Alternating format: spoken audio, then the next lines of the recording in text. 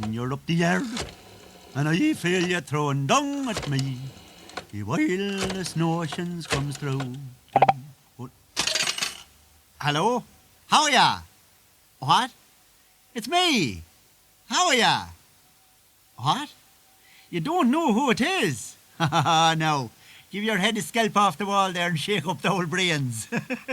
Do you not recognise me voice? What?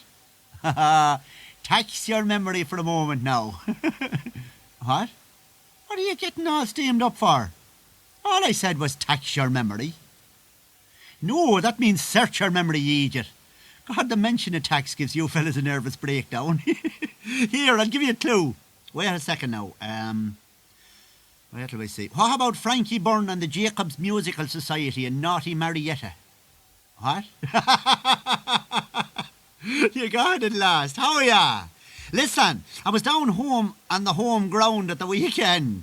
Aye, the bank robbery's the talk of the whole place. The guards are saying they don't think now that was a real camogie team that carried out the robbery. They think the tunics was probably stolen because they were too short and their legs was too hairy anyway, you know. But listen, what's this I was going to tell you? Oh yeah, Nobla and the insurance man. Apparently Nobla took out an insurance on Whaleroon's life a few years ago, and she was driven mad with the insurance man coming to the door to collect the premiums. She'd never had a penny in the house when he'd arrived, and she'd be taking the head of the poor fella to try and cover up the fact that she hadn't got the money, like, you know. He'd only have put the bicycle clips in his pocket and the abuse would start from the door. So, oh listen, well I think of it. I believe there was murder between Feshty and the Nod Rooney in Gilhooley's pub the other night. Apparently Feshty was telling the lads all about going in to have the Veruka removed from his foot. I believe to listen to him, you think he was about 12 hours on the operating table. A blow account, you know. Well, anyway, then Feshty starts getting a up for the Nod. And all the lads starts joining in with Feshty, making game of the Nod, you know. Well, they're all recovering from the laughing, and there's a moment's pause, and the Nod says, "You know what I'm going to tell you now, Feshty? You were talking there about the time you had your Veruka removed in the county hospital, and I couldn't help thinking while you were talking that when they separated you from the Veruka, they threw the wrong bit away." I believe the lads nearly died with the laughing. And Feshty downed his drinking out of the pub with him in a rage. I believe there's a hole. But anyway, I was telling you about Nobla and the insurance man. Well, anyway, apparently this week the insurance man comes to Nobla's door and he says, "You'd better pay up, ma'am, or this policy will lapse, and if anything happens to the man of the house, you'll get nothing." Well, I believe Nobla took the head of him. But she had to pay up all the same. I believe she was raging, you know. So, oh listen, well I think about it. Packy's brother's home from the States. He's looking great.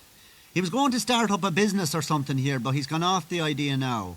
He says the people here has no go in them at all. Apparently what happened was that he left a pair of shoes in with the brogue Maggerty to have them repaired before he left for the States 20 years ago, and he never collected them. And he went into old Maggerty for the cod like the other day, you know, just to take a rise out of him, you know. And to say to Maggerty, "I left a pair of shoes in with you 20 years ago to have them repaired. Would you have them for me?" Well, the brogue looks out over the glasses at him, and he barely able to see out over the lump of insulating tape holding them together. And says he, shifting the tacks to one side of his mouth, "I have them nearly finished for you, but I've been up to me eyes lately. If you'll call in on Thursday, I'll definitely have them for you."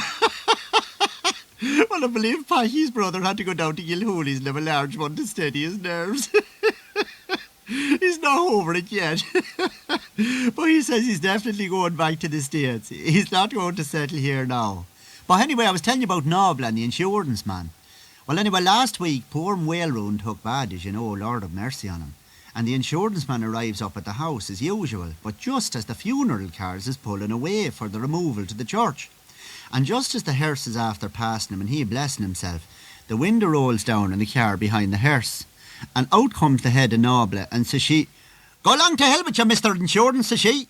"I've been paying you up to this, but next week you'll be paying me, you scutcha." Well, I believe your man fell clean off the Honda with the fright. I believe there's a hole. Well, listen, I'd better get off this phone. You're an awful man when you get the bit between your teeth, you know that. You'd have me here all day. I better hang up because I've a lot of calls to make. Listen, I'll give you a buzz again soon. What? Okay, I will. Right-ho, so. Yeah, right, cheerio then.